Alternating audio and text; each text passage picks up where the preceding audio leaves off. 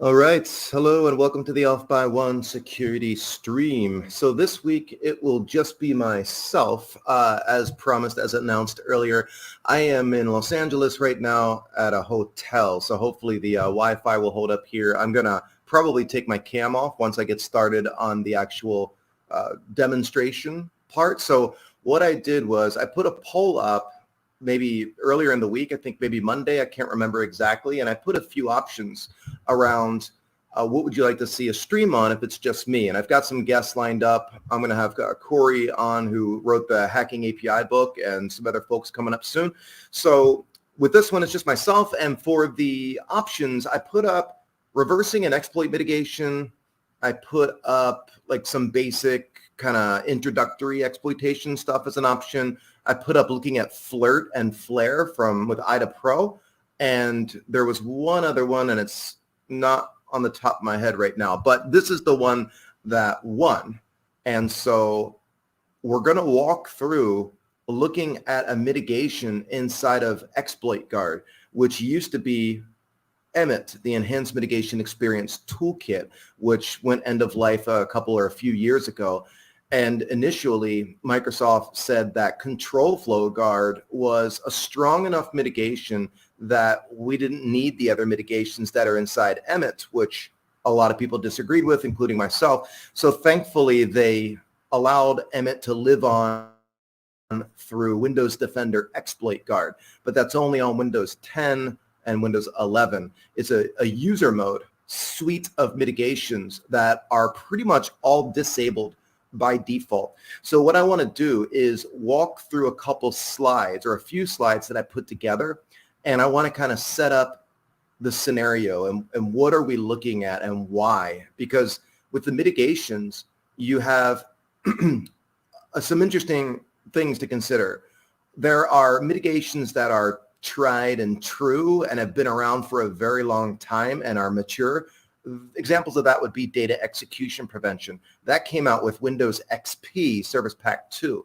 So that's quite old, but DEP has been here ever since then, and it's a pretty effective control. But as most of you probably know, it's not a strong enough control to say, okay, we don't need any of the other mitigations. That's just not true.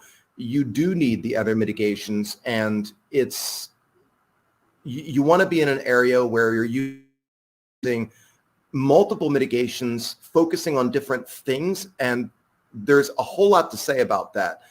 For example, a lot of these mitigations are only effective if every single module is compiled to participate in a mitigation. If one DLL is not compiled with a mitigation like Control Flow Guard or dynamic rebasing for ASLR, then it breaks the whole thing. So not only do you need every module to participate, you also need multiple mitigations that focus on different things, because some of the mitigations focus on a specific bug class. So if someone's trying to exploit a vulnerability and you have a mitigation on that focuses on a different type of vulnerability or attack, then it's not going to work. So you need many different ones, and you need to have a good understanding as to how they work, how effective they are, how much overhead they consume, like how much processor power or other factors, memory. And there's a lot that goes into it. I joke around when I teach and I say, I had to give up gaming once my wife and I had our daughter, because you have to give up time somewhere, and gaming is what had to go. So I kind of turned EMIT at the time into a game where you've got level 1, 2, 3, 4, 5, 6, 7, 8, 9, 10. You've got all these levels, and I would get an exploit working with no mitigations on. And then I'd say, okay, the exploit is stable, it's working. Okay, now let's go to level 2, and let's turn on one of the 15 mitigations. Can I get around that mitigation? I want to see the delta. What's different now? What is this mitigation doing? And how can I potentially avoid it, get around it, disable it? And if I can get that working, great. I beat level 2. They go to level 3, turn on 2 extra mitigations at once, 3 extra mitigations at once. Some of the mitigations won't focus on, like I said, the type of vulnerability we're exploiting. And so maybe you can skip a level. and then you can go to the next one. And you get my point. It's kind of a sad game, but you got to kind of gamify things if you want it to be entertaining sometimes. So that's what I want to do, walk through some slides and then jump over to demonstration. So we'll be looking at using WinDebug and IDA Pro and figure out what is happening now that this mitigation is on. So I'll show you the before and after. The one that I chose, because there are a ton of mitigations to choose from, the mitigation I chose is stack pivot protection. Stack pivoting is a very common thing that attackers will do with regard to an exploit, because we want to get control of that coveted stack pointer, because the stack pointer is what's going to allow us to really be able to utilize return-oriented programming in its standard form. So we rely on the stack pointer because there's 3 special instructions, right? Push, pop, and ret. And those only affect the stack pointer. And so if I can get control of it, then great, I can start executing my ROP chain. Now, when we do stack pivoting, is if the vulnerability we're exploiting is not a stack overflow, and we want to utilize those powerful instructions, push, pop, and ret. Let's say that it's a heap vulnerability. So out on the heap, we're messing around with some C++ object, and maybe we've got a type confusion vulnerability. I've got my ROP chain set up out there on the heap, but it's the RAX register that points to that object, and the stack pointer points on the stack where it belongs. So what we can do is execute an instruction that says exchange the stack pointer with the accumulator register. And now the stack pointer is going to point out to my ROP chain on the heap, and the accumulator register is going to point over to the stack. So this protection that we'll look at somehow checks to make sure the stack pointer is pointing where it should be before you're allowed to access a critical function. Now, a critical function would be something like virtual alloc. We want to allocate memory, or write process memory, or heap create, virtual protect. Like, those are critical functions because they allow us to allocate memory on the heap, and they also allow us to set the permissions.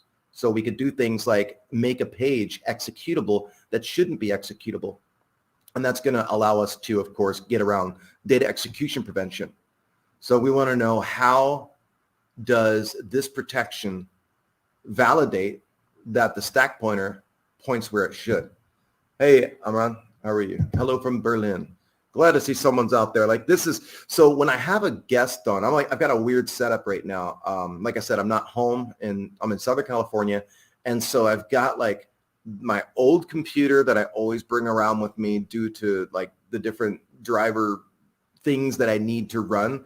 And then I've got my other computer on my left here so I can see the chat, because I'm using the computer that I'm logged into StreamYard with to do this stream as my presentation computer. So if I like go to the main StreamYard stream, look what happens here. If I go right here, we start getting into this craziness where it does that. So strange setup. All right. You're like, okay, cool story. Let's get on with this. So always remind yourself this right here. No idea what I'm doing. It's a good attitude to have, to stay humble, because you will never know everything. And especially when it comes to things like these mitigations, like I consider mitigations to be an area where I specialize in. I really enjoy things like patch reversing, exploit mitigations, and how they work, how you can get around them. And so again, you'll never know everything. And that's one of the great things about security, as you all know. So why mitigations? Anytime I get an opportunity to use this silly slide, so you always feel like that dog. Same. Which dog do you feel like on this slide, though? So why mitigations? Anytime I get an opportunity to use this image, I do, because that guy and the dog on the left is very weird. Like, I think it's from a dog show or something, but the way, he loves this dog. But it says, look at my entire dog. Look at my entire, so that is no mitigation. There's no protection on the dog on the left. The dog on the right is armored. That's kind of with mitigations on. And the point is, look at the attack surface on the left. Look at the attack surface on the right. You've got the paws, you've got the face and things like that. So there always are going to be some things exposed. We, as defenders, we're supposed to reduce the attack surface and then do things like threat modeling against what's left, what's being exposed. And that's really our goal. When we turn on these mitigations, the mitigations historically, they focus on the symptoms and not the root cause of the problem. Now, Microsoft in particular has gotten really good at having these mitigations focus more closely to the root cause versus just treating the symptoms, because that's like a cat and mouse game where, okay, you stopped one of our tricks, so we can just find another way to do it. Similar to like signature evasion when you're looking at IDS or something, intrusion detection. And if it's doing signature checking, there's so many ways that we can avoid that signature, but do the same thing, right? So let's go on. Here is this Venn diagram that I put into a lot of courseware that I've written. This is nothing official. It's just something that I came up with that helps me kind of visualize things. This is a Venn diagram, and you've got three categories: compiler controls, operating system controls, and then exploit guard. So what I used to have at the top there was, instead of exploit guard, it said application optional controls. There used to be some mitigations where the application, if you were to look at something like the DLL characteristics field inside a portable executable, you could like flip bits and it will tell the computer to not turn a mitigation on, like data execution prevention. So again, there used to be like one single bit that was a flag to tell the OS, the operating system, to not turn on DEP for that process. That should be a OS control, system level enforcement, not an application enforcement. So basically the mitigations that used to be optional, they got rid of that. Like the way the APIs, whatever, the functions, they just got deprecated. We don't use them anymore. So I changed that category to be exploit guard. And again, this is nothing official. This is something I made. The reason I have exploit guard be its own category is because there are over 15 exploit mitigations that aren't turned on by default. You as an administrator have to go in and turn these mitigations on. And as you can imagine, 99% of companies do not have this stuff turned on, because if you're an admin, if you're a Windows administrator, you may not have a deep understanding as to how these mitigations work. And if I don't want to risk causing applications to break, especially homegrown applications, then I'm just going to leave them off because it could break things. Also, there's processor overhead, resource overhead. If I turn all these mitigations on, there's going to be a performance hit on the systems that are running it. So they're usually just left off. Back when EMIT, the Enhanced Mitigation Experience Toolkit, was supported, it was less than 5% of users or companies had adopted support for EMIT and turned on some of these mitigations, which is pretty sad because they're extremely powerful. And some people will say, well, why doesn't Microsoft turn them on by default? Because they don't want to break your applications, right? I mean, some mitigations they do turn on by default, like ASLR and data execution prevention. Those are on by default. You can't turn ASLR off. And they have things like mandatory ASLR as well, which will force a DLL to get rebased, even if it was compiled not to rebase. So once we get to a point, I would assume, where Microsoft feels that a mitigation is mature enough and is not going to break anything, that they'll turn it on by default. But they're not going to turn everything on because it could break something, and also there's a performance hit. So keep that in mind. We want to be as defenders in the middle of that Venn diagram where the circles overlap. Because as I said, when I started this stream, we need to use many mitigations. They are complementary to one another. There's no magic mitigation that solves all of our problems. Some of these mitigations focus on specific things. Look at the one up in the upper left, block untrusted fonts. That is a very specific mitigation that focuses on only allowing fonts to be usable if they reside in the system, the Windows fonts folder. So it is a area on the file system that is only accessible or changeable if you are an administrator and you have that authority.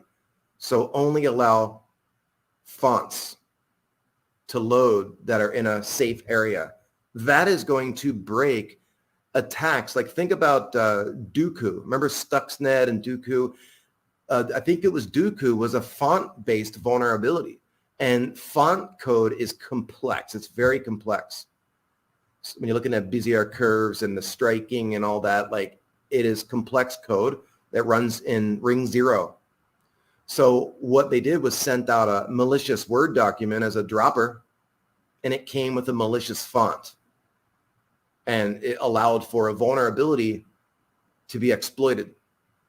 Now, if this mitigation were available at that time and it was on, it would have stopped that attack from being successful. That 0 day would not have worked because of that mitigation. But again, that's focusing on one very specific type of vulnerability. How is that making it less important or less relevant? I don't quite understand what you mean by that question. How is what making something less important or less relevant? Can you elaborate on that question, and I'll happily answer it. So you get the point of this slide, right? It's different categories of mitigations that focus on different things, and we want to use as many of them as possible. Now, as an administrator, again, how are you going to, and I'm not picking on anyone, but a Windows administrator is busy doing admin things. They're doing things like patching and testing that. Like no one can have all of the knowledge in the world. And people who know stuff like this about these mitigations down to a very detailed level are probably working in security. So unless you have a Windows administrator who is very security oriented and savvy down to a low level to understand what each and every one of these mitigations do, they're not going to turn them on or know what they do. That's important to understand. So the question was, okay, cool, thanks. All right. So Exploit Guard, it focuses on a modern suite of mitigations that are not on by default, but that are very powerful. They can stop 0 days. Now, 0 days are expensive. I've done talks previously, and we've looked at Zerodium, for example, to see what the payouts are. Some of these exploits can be worth millions of dollars. So it's a lot of money. Those 0 days are expensive. And I know it's funny because you see some vendors out there who focus on 0 days. We can stop 0 days. Most of us work at organizations that are not going to be affected by a 0 day. Because they're so expensive, they're going to be used for very specific targets. I think it was Stuxnet. There was 4 0 days or more strung together to complete the objective. That is expensive. So unless you work in an environment where you know you're a target of nation state adversaries, you probably don't have to worry about 0 days so much. What you do have to worry about is patching. Patching is the reason why a lot of this stuff is successful. There's a patch out there, people don't patch, and then we can exploit a vulnerability because people can do patch diffing and determine where the vulnerability was and then weaponize it potentially. So Emmet was end of life, like I said. It still works, but it's not supported, so it's not really going to be that effective. It's better than nothing. If you're running an old Windows 7 box, running Emmet is certainly going to help. Exploit Guard was a Windows 10 replacement. you've got to make sure that applications aren't negatively impacted. Again, this is a userland focused toolkit or suite. So how does exploit guard work? It isn't just one way. Depending on the mitigation, it works in different ways, but a lot of the mitigations are done via hooking.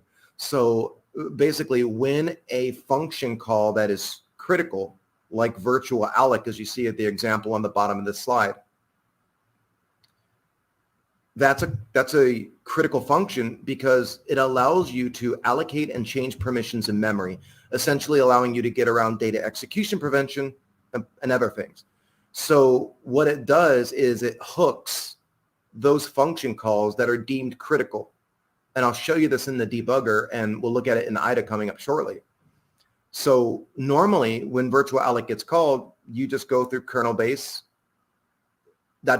and then straight into ntdll and do a sysenter into the kernel. When exploit guard is protecting the application, then instead of virtual alloc calling into ntdll, it's going to be hooked, and some code inside payload restrictions.dll, which is the DLL that is exploit guard, is going to do some checks. Once it gets done doing its checks, then it will allow you to continue, or it will terminate the process due to a violation. So let me see here. And to compromise most org checks, yeah, exactly. Do we continue in exploit development? So yeah, I mean, everything has an ebb and flow to it. And what's been happening over the last, I would say, 10 years is there's been a huge focus by Microsoft on exploit mitigations and trying to kill bug classes. You've got people like Matt Miller and other folks working in that area in Microsoft, MSRC, and just with the developers on how to design mitigations to really kill bug classes. If you heard me lecture previously when I talked about browser exploitation, it's funny, I was just talking to Corland Coder yesterday, but back in 2014, so almost 10 years ago, Microsoft basically killed browser-based use after free exploits, and they did it with mitigations. Mitigations like memgc that focus closer down to the root cause of the problem, and that was amazing. I mean, back in 2013, 2014, each Patch Tuesday, there were 50 or more vulnerabilities getting patched in the browser, that is Internet Explorer 8, 9, 10, 11. 50 or more every Patch Tuesday. So they had to do something. So for like the last 10 years, there's been a ton of focus on mitigations to kill bug classes. So going back to your question, do we continue in exploit development? It is really hard now. I had Chompy on a few weeks ago, and she walked through looking at a vulnerability in the TCP/IP.sys driver and got it to work as a denial of service, but didn't fully weaponize it to be remote code execution. The question is, well, is that possible? The issue you run into is things like heap grooming, and the randomization in the 64-bit process makes things really challenging. So there usually are ways to groom it and massage it to the point where you can get code execution, but it's really hard. And the amount of effort that it takes someone who's super savvy at this stuff, you know, they obviously got to be getting paid to do it. And that's why the exploits are going for so much money. Now, when you look at things like shadow stacks and control flow enforcement technology, those are really big game changers. I mean, those are the mitigations that are pretty much killing stack overflows. And that should have been killed a long time ago. But this is like last call for stack exploitation. If you're looking at a Microsoft Windows 10 or 11 system that utilizes that. So there are other types of systems out there, of course. There's a lot of outdated systems and other things we can focus on. So again, to answer your question, yes, exploit development is still very worthwhile, especially on targets that are non-cutting edge Windows 11 with all the mitigations on. I had Conor McGregor. That would have been funny. I had Connor on a few weeks ago, or a couple months ago now, to look at kernel exploitation. And one of the techniques was, how do you get a read-write primitive in kernel mode when you've got things like HVCI running? And the technique he showed was just fixed in the preview version of Windows 10 or 11, like that next month, which is crazy. So if you want to be able to do exploit development on a Windows 10 or 11 system that's got these mitigations running by default in the kernel and such, yes, it's still possible to get code execution in some cases, but I don't think it's going to be just a standard technique. Like it used to be, oh, just use return to libc. Oh, just use a writer op chain that does this, and sets up the call to virtual protect. Like these were these tried and true techniques. Or token stealing. You used to get code execution in the kernel by overwriting the HAL dispatch table +4 or +8 and getting a function call from user mode that ends up in the kernel calling this write what where exploit or vulnerability you exploited. And then you get code execution in the kernel, which executes the code to steal the token from the system process. So process number 4, you would steal the system token via code execution. But then because of all this mitigations in the kernel, preventing code execution from being possible or as easy, and in most cases impossible, you could still steal the token with just a read-write primitive. But with HVCI running, if you look at the page structure and you look at the page levels, you get to ring -1.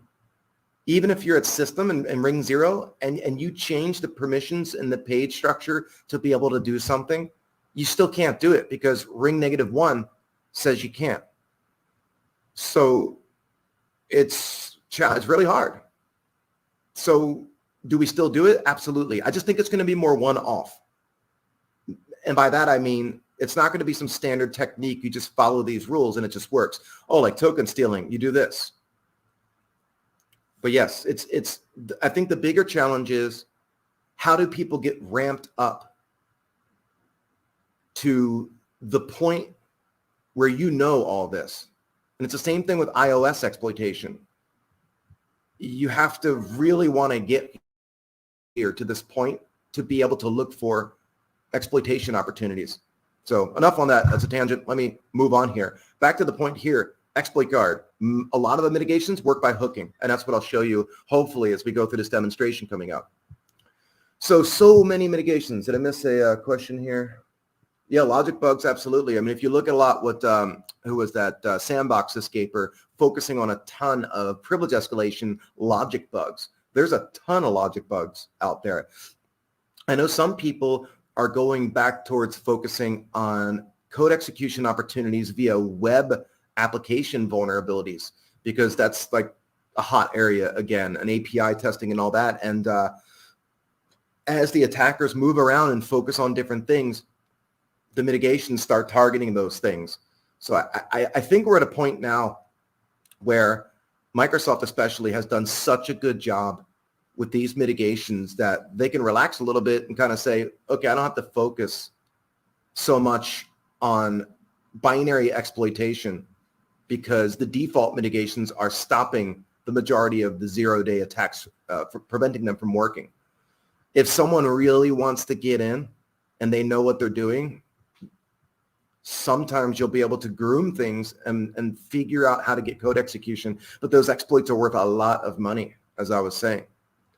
So, going to please talk more about AD default misconfigurations can be abused when I start a pen test. Well, that's certainly something I can have someone on at some point to talk about. Like my area of expertise is binary exploitation and patch diffing, all that stuff, and that's the stuff I love. So I bring guests on to focus on different topic areas where I'm not an expert, and it helps me learn and it helps you all learn. So I will absolutely. Actually, I'll probably have someone like Tim Medine, who was the guy who created the Kerber roasting technique. I'll have him on to talk about stuff like that. Or I've got a couple other people in mind that come into my brain to talk about topics like that. Absolutely. Can we use AI for this stuff? It's funny. I had an author reach out and say, are you interested in a course on adversarial machine learning and AI? And I think that would be something really neat to focus on. But yeah, absolutely, AI can find stuff. It's funny, I was just telling Corland Coder this yesterday. It started off as a joke for me at Hackfest back in November, where I used where I talked about the potential of 0 days existing inside Microsoft Terminal Services. And we were picking specifically on memcopy because memcopy has a length argument or size argument. And the way that the size argument is calculated is done dynamically in a lot of cases. So I was specifically looking at the complexity around compression and encoding, and how when you're dealing with something like RDP and an administrator remoting into another system, all these packets coming in and the way the compression and all that works is very complex. So to calculate those size arguments for memcopy, it's complex. And so after that talk, when ChatGPT came out, I gave ChatGPT some code, some decompiled code from terminal services that I thought was complex that included memcopy. And it was able to do a pretty fantastic job of deciphering and explaining how the length argument is calculated in a way where it was useful for exploit development. And I was actually able to learn quite a bit from its ability. So absolutely, machine learning and stuff is going to be able to help you there. Cool. So back to the slide here. Then I'm done with the slides. We're going to go into demonstration. So many mitigations. What you see on the slide here are the current mitigations that are a part of Exploit Guard. So how many is that? 7, 8, 9, 10, 11, 12, 13, 14, 15, 16, 17, 18, 19, 20. That's 20 mitigations right here that are pretty much all turned off by default, and you got to go turn them on. 20. That's crazy. If those were all turned on and you had a 0 day, you were trying to exploit a system that's protected, good luck, right? If you can get around all that, then that's amazing. So we're going to focus on stack pivot protection. Why are we going to focus on this one? Because the poll that I had on Twitter just ran earlier this week, and I haven't had much time to really put much thought into how we're going to do this. So I threw these slides together yesterday just so we could have a starting point. And then now we're going to go over and take a look at this to see how it works. Yeah, that's the end of the slides. All right, let me jump over here. This old system. Cool. I'm going to jump over to this Windows 10 box here where I've got IDA. All right, I'm going to drop my camera too real quick just to get more screen size and more bandwidth. Give me a moment to do that. Cool. So unfortunately, I can't remove myself from the stream or else you won't be able to hear me. So let me go back in here. Cool. All right. Yeah, Frida's cool too, for sure. There's so many things out there that we can do these streams on. So right now I've got payload restrictions.dll open inside of IDA Pro. This is the DLL. It used to be emmet.dll that you would see, but now that Exploit Guard is out, we've got payload restrictions.dll. When you go over and look at the symbols, and don't worry, I'll zoom in and stuff like that. I know how hard it is to see things, and I've actually got a screen up to my left that shows me what you're seeing. So I know when to increase the font and stuff. So in some cases, I can't increase the font. Some things just don't let you, but I will, whenever I can, I'll do it. But over on the left, you see the functions window. And luckily, Microsoft gives us the symbols. So we get the PDB files so that we have all the symbols so we know what the functions do. And versus it being stripped. If it were stripped, then it's going to be really hard for us to know what's going on without doing a ton of more reversing. So looking at the function names, if we go to a certain category, or let me find something real quick.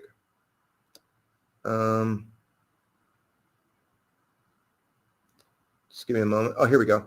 So let me bring up the old Windows 7 Zoom because I know it doesn't break IDA. Another reason I've got weird system setups, because if you, in IDA, if you bring up the magnifier on IDA 8, it causes IDA Pro to hang. And I have no idea why. That's got to be a weird bug. So I'm going to zoom in here just so you can see the functions name window. Since we got the symbols, you can see these MIT, so mitigation, lib, I'm assuming library, mitigation library, API, DLL notification, exception handler, guard protect page. Some of these are going to be real helpful. Right here, handle DLL load no anti-ROP, so return-oriented programming. So that's obviously going to be focusing on something. Let's go down further here. Here we go.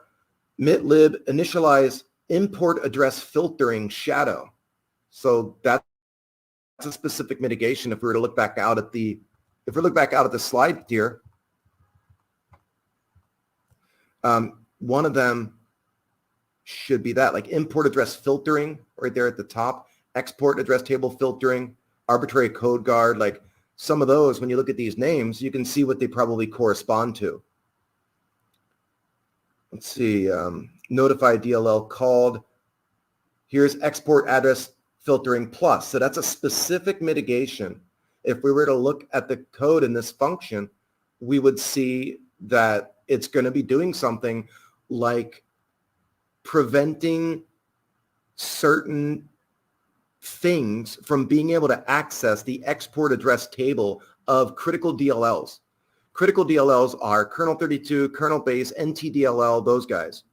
So that mitigation says don't allow certain things to be able to access the exports directory inside those critical DLLs.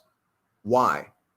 That's a mitigation focusing on shellcode and the way shellcode works, because shellcode typically dereferences the segment register FS or GS, depending if you're on 32 or 64-bit process, looks at the offset within the thread information block to where the PEB pointer is. The PEB is the process environment block, and on 32-bit, it's always at FS offset 30. So we know we can grab the PEB pointer, and when we go into the PEB, the third listed module is always kernel32.dll. Now that the shellcode finds kernel32.dll, it wants to go in and walk its exports table because it's looking for critical APIs or functions such as load library and get proc address, because once it resolves the address of those functions, then it has a way to load dynamically any DLL and resolve any function. So that specific mitigation says don't allow shellcode to be able to access the exports table of the critical DLL. So if we were to look at the code there, we would learn how it works. And I can do another one of these streams to focus specifically on any one of these mitigations, which it's a lot of fun actually to do that, to understand it, because by understanding it, that's how you're going to be able to figure out how to get around it or avoid it or disable it. There was one vulnerability that was discovered by FireEye a long time ago against Emmet, the Enhanced Mitigation Experience Toolkit. And what it did was simply, if you replay the DLL entry code and you change the argument from a 1 to a 0, I believe, it's either 1 to a 0 or 0 to a 1, I can't remember. It turns it off. It turns Emmet off for the whole process in real time, which is insane.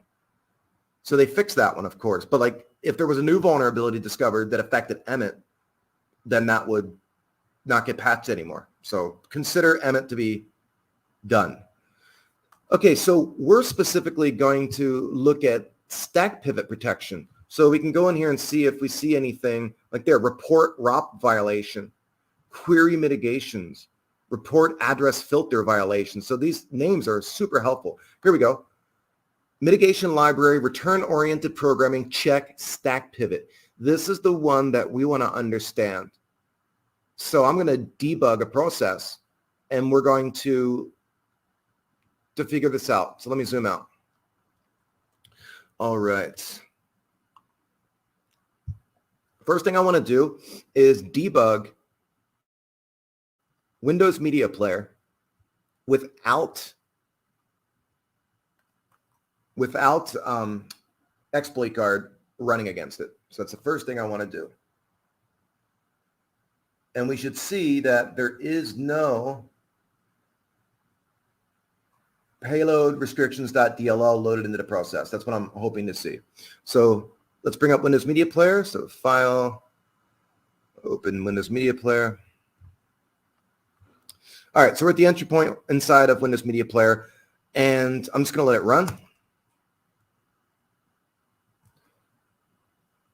All right, so it should be up here. All right, there's Windows Media Player up in the background now. So what I want to do here, let's look at the running modules first off. Or loaded modules. So break, I'm going to say LM, and we can see in here that there is no payload restrictions.dll loaded into this process. A ton of DLLs, but no payload restrictions. So we know it's not being protected by exploit guard right now. So let's disassemble virtual alloc. So unassemble virtual alloc.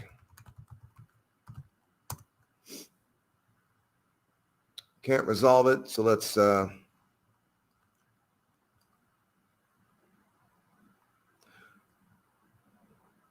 we can't resolve virtual protect. Let's go ahead and spell that correctly.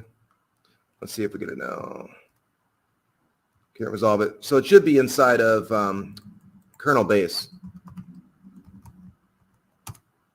There we go. So kernel base .dll is where virtual alloc is located.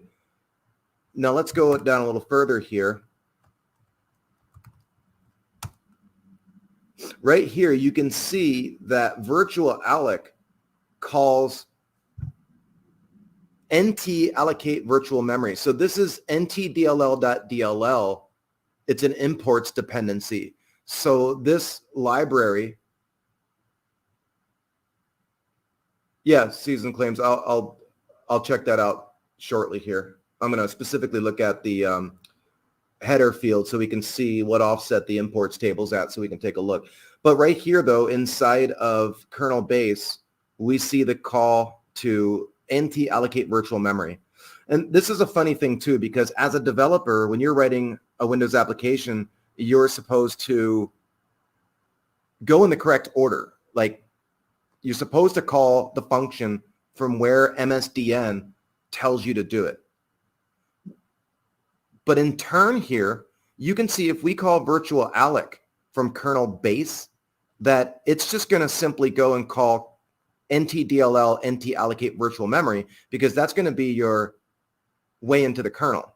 So you're going to sysenter from inside ntdll. But what I'm showing you right now, nothing's hooked. Like, it doesn't look like it's hooked, because if it was hooked, we should probably see like a jump right at the beginning instead of the code that simply goes in and calls ntdll nt allocate virtual memory. So next thing I want to do is we're going to look at the header file, or the header for the DLL. So we'll say bang dh kernel base, and then we'll just do -f to get the top. So right here we see the import address table, because we know it's got a dependency on that ntdll function. This right here is going to be the offset, and then the size to the right. So I'll grab that offset, and here we'll say dump the pointers and symbols. So here DPS, we'll put in kernel base bang virtual alloc plus that offset. Now when we do that, it just shows us this junk here. Let's go ahead and give it a size. Oh, what's going on here?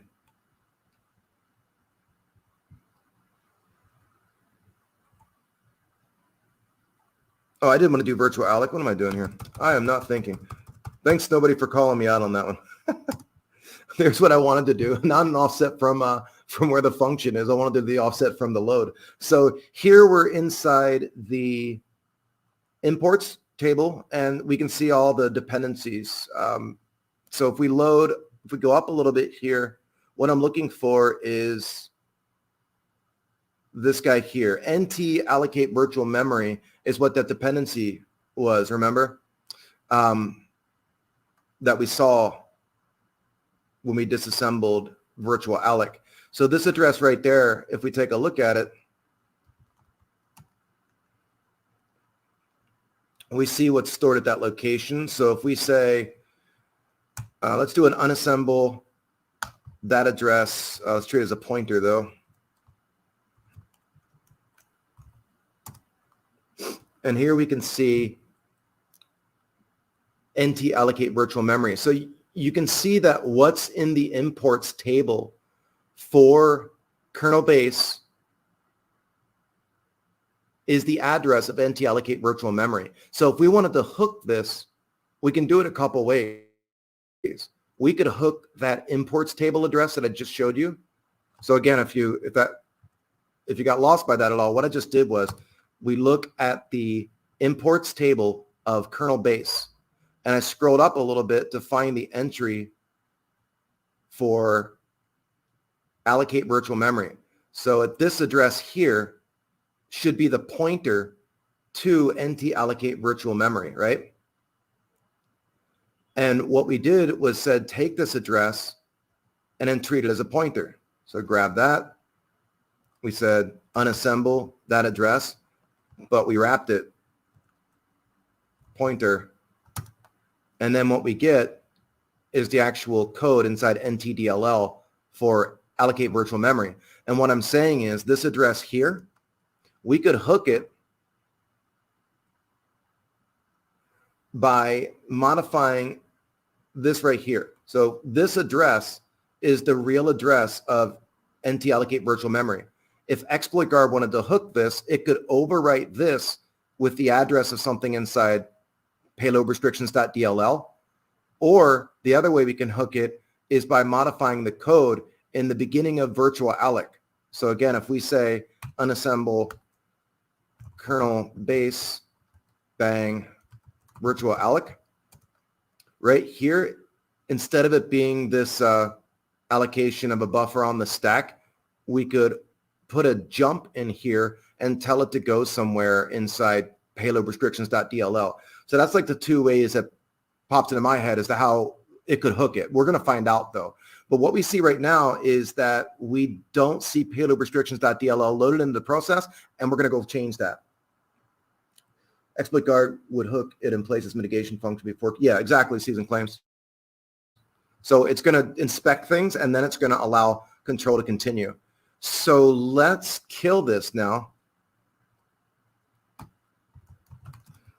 And actually, I'm going to kill the whole process. And then let's go ahead and turn on exploit guard. So if we go down to get there, we go down to the start menu, just type exploit. Exploit protection comes up. Right here is exploit guard. Solid Snake says defender presence would modify what we are seeing now. Yeah, we'll see this. That's exactly what we're going to see.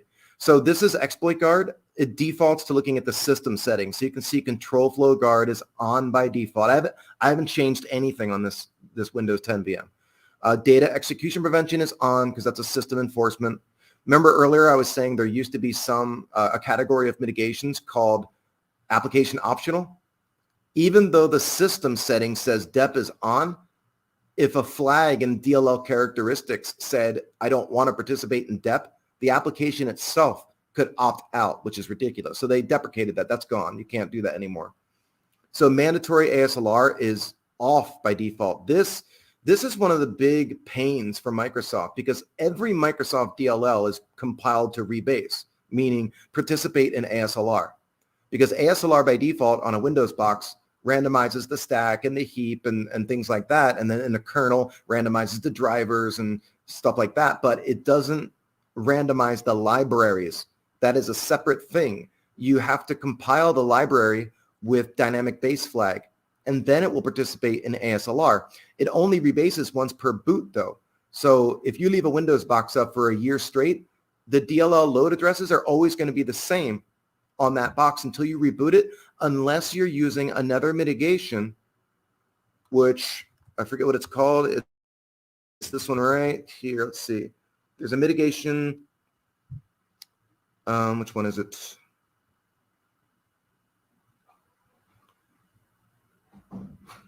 I'm not seeing it here. Oh, there it is. Bottom up ASLR. Bottom-up address-based layout randomization. This is a mitigation that works along with mandatory ASLR that basically says when a DLL gets loaded, choose a random number. I forget the range of numbers. It's like 1 to 64. And when you choose that, it allocates a bunch of memory based on that random number to further rebase the DLL to a different location. So that's going to work, of course, with the relocation section to track where things are getting moved. But that's going to make it so the library does get randomized a little bit more. Because overall, I think that's a terrible design that the libraries always stay at the same load addresses until you reboot the system.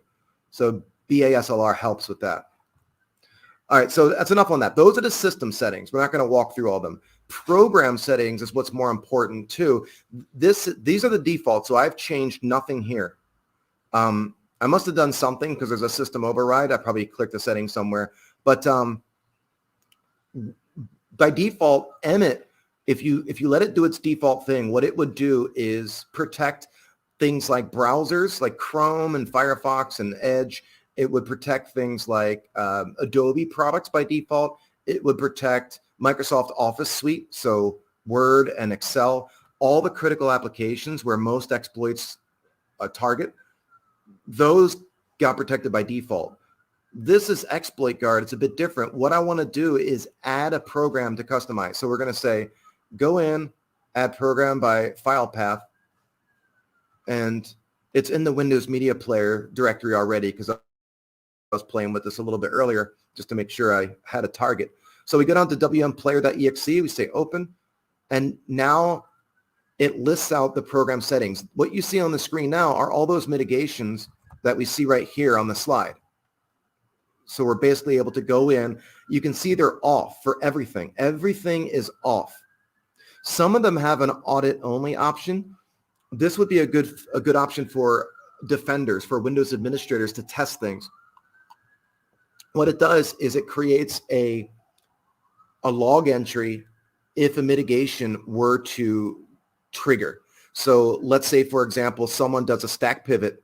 If you have the audit-only option on, it will generate a log entry saying that somebody did a stack pivot, but it didn't actually stop the application from working. It allowed it to continue.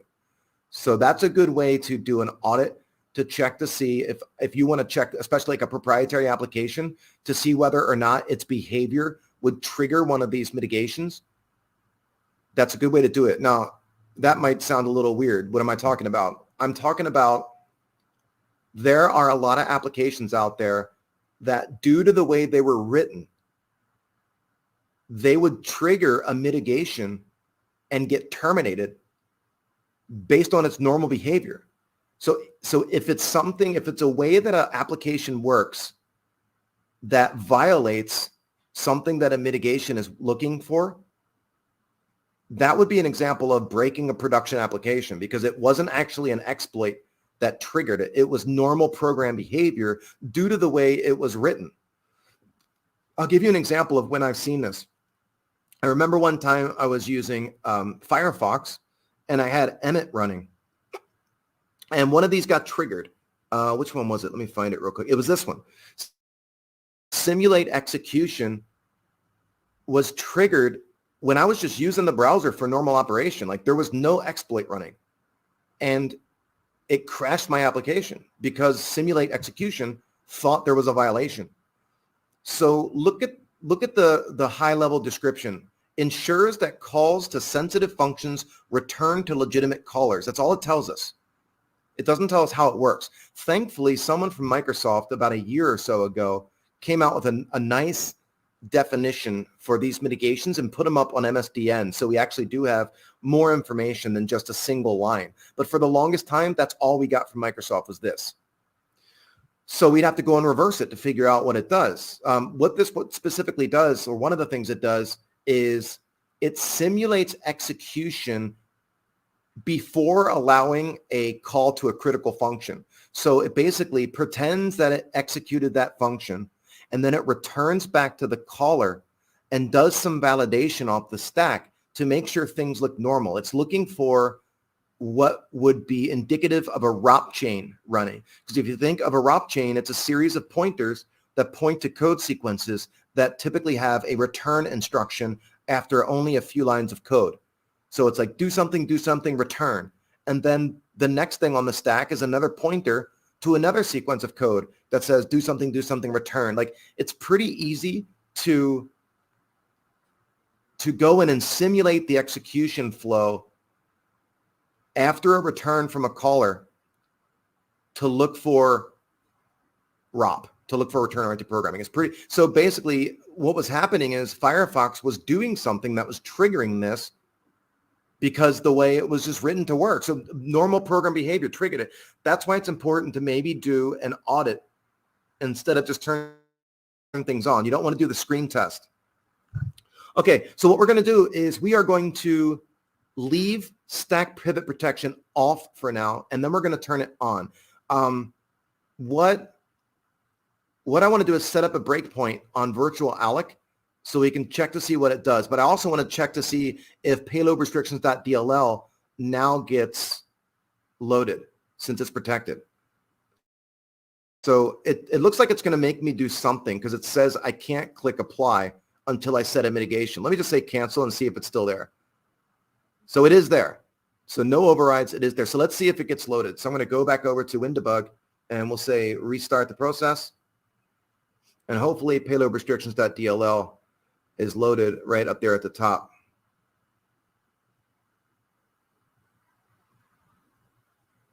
Oh, it's not where we are. I could just list the module, but I'm just doing it the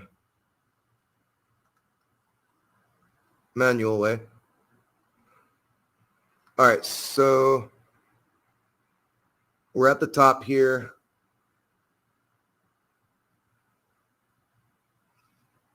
I don't see it loaded. Interesting. All right, let's say to continue here. All right, and then I thought I saw something from Windows Defender.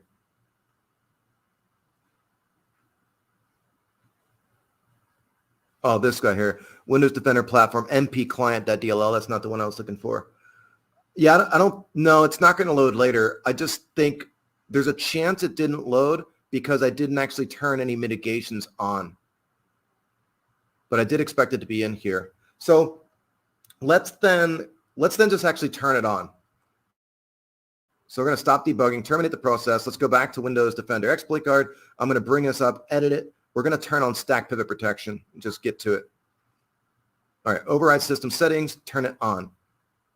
Apply. So now Windows Media Player is protected. So let's restart the process. Let me just check right here.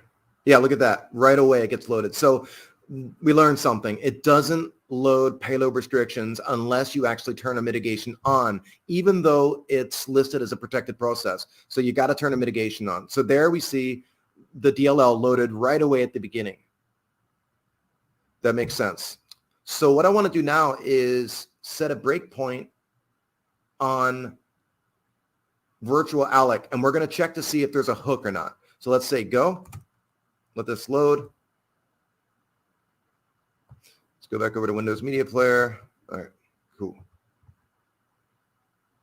All right, so I'm going to pause, and we are going to say breakpoint. Let me see if it knows where it is now. Nope. All right. Wants the DLL. All right, we've got breakpoint 0 in there now on virtual alloc. So I'm going to tell it to go.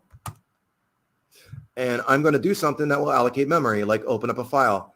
So we'll say file, open. Let's open this JPEG. So when I click open, we should hit the breakpoint because it's going to utilize the heat to load this or to hold this image. So we say open. There we hit the breakpoint. So now we've got a breakpoint on virtual alloc. And look at that. Right at the beginning, there's a jump. So that's exactly what I was saying. It's going to hook it one of two ways. It's either going to hook the imports or it's going to put a jump, and that's what we're seeing. So if we disassemble here, you can see it's got the jump where we're going to go, and then it's got int3, so we get the software debug breakpoints there, and then we've got the code. So if if everything looks okay and we don't do a stack pivot, we should return out of it and then be able to execute this code, which would then call NTDLL allocate virtual memory. Now we're about to jump to this. So what is this? Let's grab that and let's say unassemble that address. Now here, it's another jump to a pointer at this location. So at this address is going to be a pointer that we're going to jump to. So let's check to see what that is. So we'll say unassemble pointer at that location. And look at that.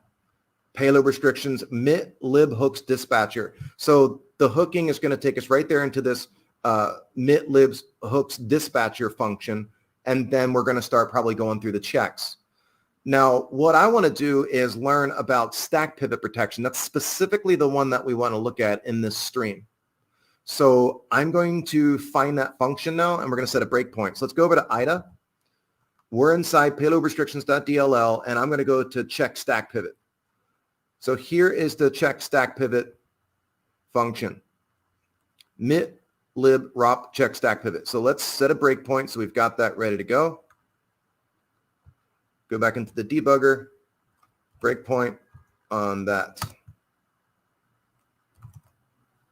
Cool. So we've got it. I didn't need to put the library first, thankfully. And now we should hit that at some point because all of these mitigations get checked. Now, I don't quite know off the top of my head how it determines which checks to run based on which mitigations are turned on. There's got to be a flag somewhere so that it doesn't waste its time running a bunch of code for mitigations that aren't on. But I am expecting this function to get hit because we turned on this mitigation specifically.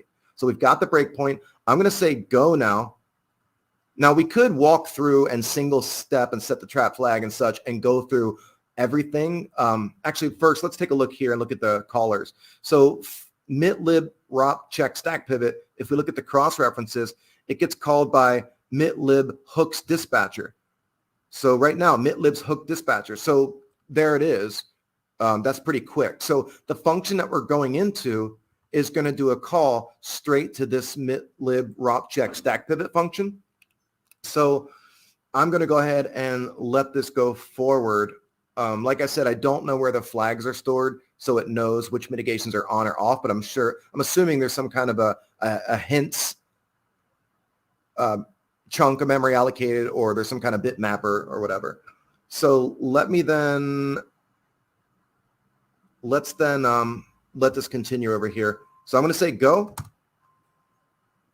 and we hit the breakpoint on virtual alloc again. So go. There we go. So now we hit the breakpoint on mit-lib rop check stack pivot. And the first thing we're doing is grabbing whatever's in RBX, and we're writing it onto the stack. Okay, let's look at our code here. So pretty quickly, now here's another thing I'll explain.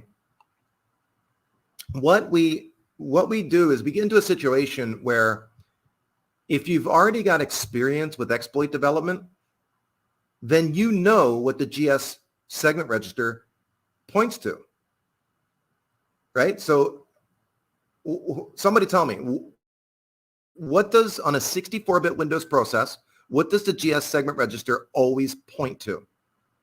And if it's 32-bit, it'd be the FS segment register. I'm going to give it a second because for whatever reason, like when you type in messages, it takes a while for it to show up, like sometimes 20 seconds. So I'm just waiting to see if anybody types that in real quick. Give me a second here. All right. I don't see anything coming up, so I'll go ahead and answer it. I'm sure someone typed it in, though. But the GS segment register, yeah, so Solid Snake said it. Yeah, exactly. Thread environment block, thread information block. So exactly. Whatever thread is involved in the allocation of memory in relation to the JPEG we want to load, the GS segment register is going to point to that thread's TEB. The thread environment block or information block, every thread gets one, and you can always find it by dereferencing the FS register on 32-bit or GS register on 64-bit with an offset to a pointer to its full linear address. The segment registers only hold 16 bits, right? They're 2 bytes long, but we're on a 64-bit process. So what we need to do is dereference the offset in the TIB that has its full load address. Now, what we can do too is we can look at the structure of the TIB. So I'm going to go over here to the Virgilius project, and we'll just click on a random Windows 10 image because they're all the same with this structure. And we're going to type the TIB as the structure we want to look at. So there's TIB 64. Let's do that. And here we get the structure. You can see that, oh, actually, let's look at the TIB struct. Okay, the TIB is the first thing. Here we go. So now we're looking at the thread information block, and we see that FS offset 30 is self. That's exactly what we are loading right now. If we go back over to here in the debugger, right here, it's grabbing the full linear address of the thread's TIB, and it's loading it into the accumulator register. So that's what's going on right there. If you were on a 32-bit process, it's actually FS offset 18 hex that has a self-referencing pointer. Okay, so that's going to get loaded into racks when we get down there. So let's single step. So I'm to F11 until we get down there. So here is where we're doing that. So see how it says GS and it's like question marks. It doesn't know because 30 doesn't mean anything to the debugger right now. What's going to get loaded into racks though? If we look at racks right now, register RAX, that's what's in there. I'm going to single step and now look at racks. Racks has the TIB of the thread that we're currently under. Okay, so let's unassemble. You can see right here, compare what's at racks plus 16 bytes or 10 hex against what's stored in RBX. So what's inside RBX? Register RBX. It's this address. Let's look at the stack pointer. So see how the stack pointer and RBX are really close to each other? What happened was, since this mitigation specifically focuses on the stack pointer, right? What happens is before we get to this point where we're inside the function for check stack pivot, the stack pointer was recorded. So the RBX register right now has the recorded stack pointer address at the time when the attempt to call virtual alloc occurred. The stack pointer was saved. So what this line right here is going to do is it's going to check to see if the stack pointer, which is currently in RBX, that address is below. It says jump if below.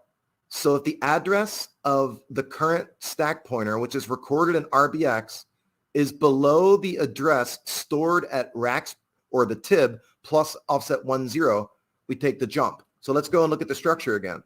Offset 10 is the stack limit. Right? Offset 10 is the stack limit.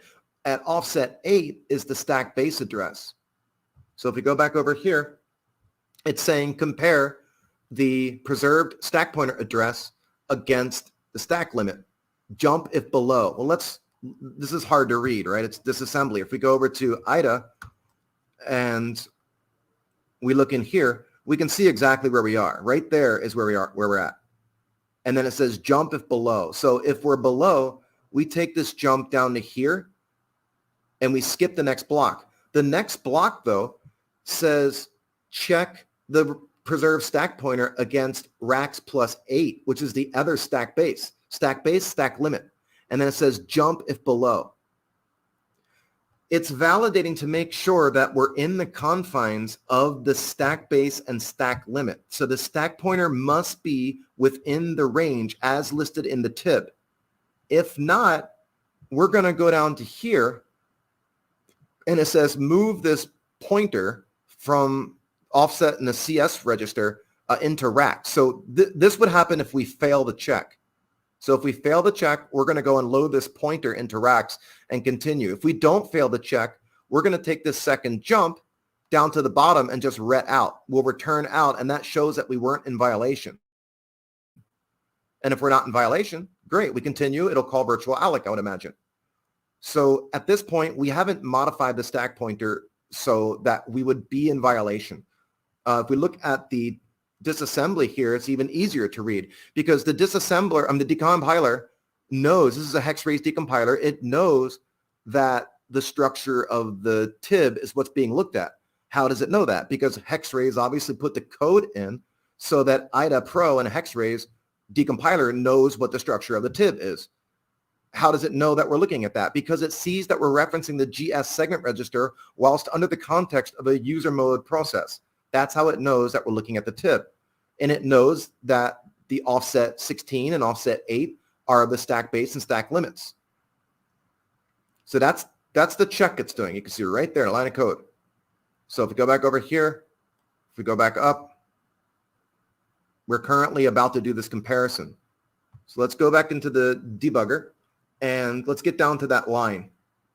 So we are currently at this line here. Let's go down till we get to this compare. All right, F11. Give me a moment. Oh, so right now, here is where RBX is getting the preserved stack pointer address. So earlier on, it must have been written to wherever register 9 is pointing to. So it's dereferencing register 9. So whatever register 9 points to, go to that memory address, grab what's there, which is this. This is the preserved stack address that's getting loaded into RBX. So if we say single step, let's continue. And here's that first check. It's comparing the preserved stack pointer address against the stack limit right there inside the tib. And then if we go to the next address or the next instruction, here's that jump if below. If we go back, if we jump right now, we fail to check. We don't want to jump because then we're going to violate. So we want to be below. Let's look at the address. So if we look at rack or BX, this is the address that's being compared against this one here over on the right. Wait, no, not that one. That's this one right there. So 1543C7, 1543C7, E2F0, and this is A000. And it says jump if below. Well, it's not below. It's above that address. E2F0 is higher than A00, so we won't take the jump. So if we go one more instruction, now we're moving the self-referencing pointer again. We're loading it back into racks again. Cool. We didn't take the jump. If we go down again, here we are comparing the tib offset 8, which is the stack base, against RBX, which is the preserved stack pointer address. So let's look at RBX again. This right here is getting compared against this 1543C80000. And we're at 7E2F0. We are below 80000. So when we go to the next one, it says jump if below. Well, this right here is below that address. So we are going to take the jump and we won't fail. So when we return out of here, we'll just then continue on with allocating memory. So if I just say go and continue, then breakpoint, disable all, go.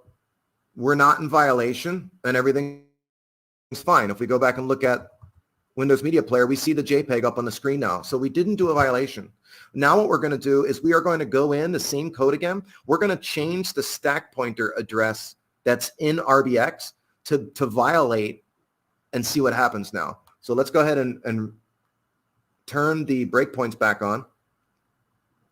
So let's breakpoint list. Let's enable the check stack pivot one. Let's go. And now we're going to open up something else. Let's open, oh, we're checking stack pivot now. That's fine. Since we're here, let's go step through the code again. So we're going to do a violation now. All right, so we've got the tib loaded into racks. And here's the comparison. So now we're checking the stack limit RBX against this address. So let's look at RBX. 8BDA0 against 71000. So I'm going to change this to be below that address. So let's set this 71000. I'm going to change RBX to equal that.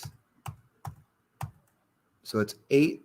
Let's go down to 6. So now we should violate. Let's single step. Now it says jump if below. Let's see what happens here. We step, and look at that. We now are loading this pointer stored at this location. So if we grab that address and we say DD, whatever is there, we're taking this value right there and we're loading it into racks. And this lines up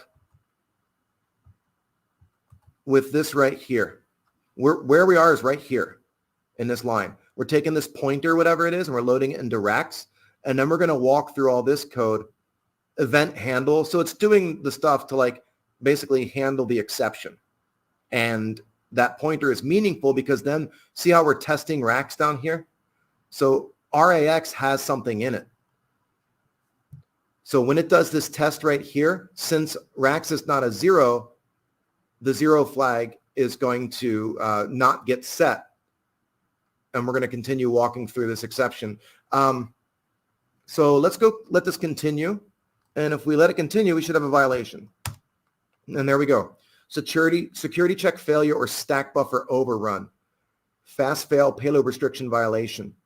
And there's an interrupt right there, interrupt 29. So if we say bang, analyze, see if it tells us anything else. It's going to download some symbols right now. Okay. So here, anything else interesting? The system detected an overrun of a stack-based buffer in its application. Could allow, well, no, it wasn't a stack-based buffer overrun, but you can see how the mitigation worked. It checked, right? That is how this mitigation works, and that's quite simple.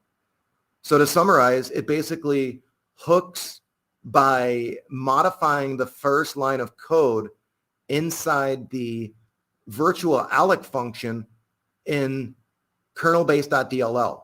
So instead of it walking through and allowing you to call ntdll, the allocate virtual memory function, it puts a jump in there, which we walk through and we solve that it takes us into payload restrictions.dll. Specifically, we only turned on this one mitigation, so we watched it do the validation of the TIB structure. So if you didn't know, this Virgilius project is amazing. It's got every structure. Someone out of Ukraine maintains it, and it's got every structure on Windows in the kernel and userland. It's just a phenomenal resource. So we could see the struct there, but the decompiler also knew that. But we saw the stack base and the stack limit, and we just modified one of those so that it would violate and be out of bounds. So I remember when Dan Rosenberg, when this mitigation used to be called anti-ROP, it was the very first attempt that Microsoft made to deal with return-oriented programming. And they basically said, before you allow a critical function to be called, validate that the stack pointer is within the bounds of the stack as stated in the TIB. And what you could do to get around this mitigation is before you call the critical function, make sure that the stack pointer gets pointed back into those bounds. So if you do something like an exchange racks with RSP, you run your code that's your ROP chain, just make sure that before you call virtual protect, that you pivot the stack pointer back to where it belongs. So what I've done before personally is basically I have got my heap exploit running and I've got my ROP chain laid out on the heap, and I pivot the stack pointer and run a little loop where I write the ROP chain. So basically the arguments for virtual protect, I wrote the arguments by referencing racks instead of RSP, because racks then points out on the stack. And if we write the arguments to virtual protect or virtual alloc out on the stack, then we pivot the stack pointer back by exchanging it again with RAX. Then we do the return to the virtual alloc address that's on the stack. Then you get around this mitigation. Like that was one technique. But then they implemented another mitigation that specifically looks to see if the shellcode address where you're going to change permissions in memory, it checks to make sure it's not on the stack. But you can get around that too, because the address where you're changing permissions is where your shellcode is on the stack, on the heap. So you avoid that check as well. That was arbitrary code guard mitigation. So let me see some mitigations. Why is there a stack pivot check on a call to virtual alloc? Do these protections hook all library functions? Because virtual alloc allows you to change permissions in memory. Because what we typically use ROP for on Windows is to get around data execution prevention. So our goal is to set the page of memory where our shellcode is to read, write, execute, which is argument 4.0 for virtual alloc or virtual protect. Virtual protect allows you to only change permissions on pages of memory, and virtual alloc allows you to allocate memory and change permissions. One cool thing that you can do with virtual alloc is if you pass virtual alloc an address that's already allocated, it won't reallocate things, but if you set the permission to something different, it will just change the permissions at that page of memory that's already allocated. So virtual protect and virtual alloc are both deemed as critical functions due to the power to change permissions in memory. So that's why it's specifically hooking that function or those functions. I wonder if you could enable all these settings and use in conjunction with ASAN and G flags for fuzzing to record its output. Maybe. I assume you probably could. I don't see why not. After the application is selected to participate in the mitigation, how Windows actually perform the hook. So that would be, you'd have to look at code. When that DLL gets loaded into the process, then there's going to be some code. What we could do is set a breakpoint on the load of the library and then walk through what it does initially. But if you look back at the functions names, you can see that right here, just based on the name alone, you see activate protections mitigate function. So this function here is probably going to kick that off. So it's probably going to check to see specifically what mitigations you have set to be turned on. And this is going to activate those protections. I don't know exactly when, but what we could do is you could set a breakpoint on this function upon load so that when it actually does that, you could walk through the actual hooking part.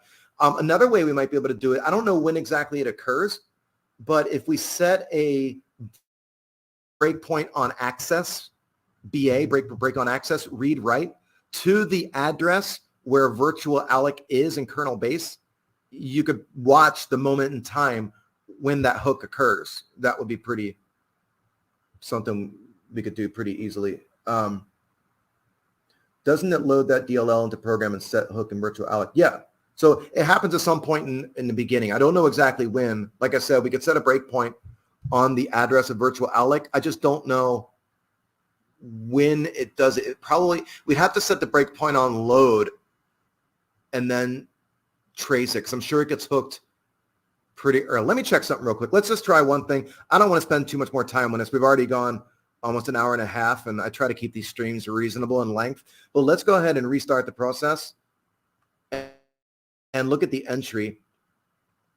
So right now, let's take a look at virtual. So payload restrictions.dll is already loaded, so it probably already did it. But let's look at the address where virtual alloc is. So unassemble kernel base bang virtual alloc.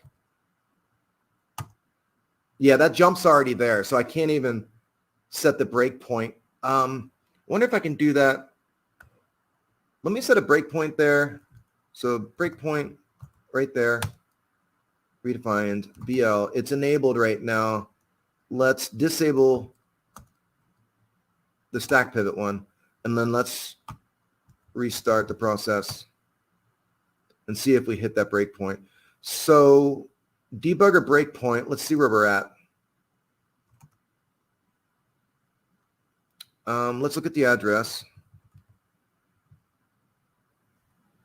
Yeah, it's already hooked. So we'd have to set the breakpoint on the DLL load and see when it does it. I'll do that on another time. Maybe we can check out another mitigation and pick a different one. Cool. Let me jump out of here and go back out. Let me turn my camera on for a moment. Cool. All right. Well, let's call it an end here. We're at an hour and a half. I think that's good. But that's the way you would go about doing this. Now, you could check out any of these mitigations to see how they work. Not all of them work by doing that hooking, though, as I mentioned. For example, do not allow child processes. That one, the joke was it's the calculator killer, because you know how a lot of shell code, when you would write like an exploit to just validate that something works, you would pop a calculator. So when the function create process gets called, that mitigation would prevent that from occurring. So if your exploit actually tries to create a new process, it would fail. But you could see like how that one works as an example. Or mandatory rebasing.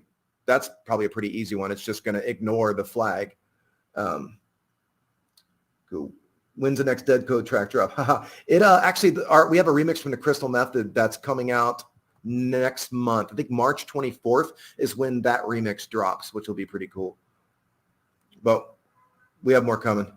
So cool. All right. Well, let's call it a day. I appreciate it. Have a great weekend, and I'll figure out what's going to go on next Friday. After that, I'm going to be in Singapore, so I'll probably pre-record a couple things and then have them posted this time, but I won't be able to do it live at 11 a.m. Pacific because I'll be in Singapore teaching a class and then in Bangkok.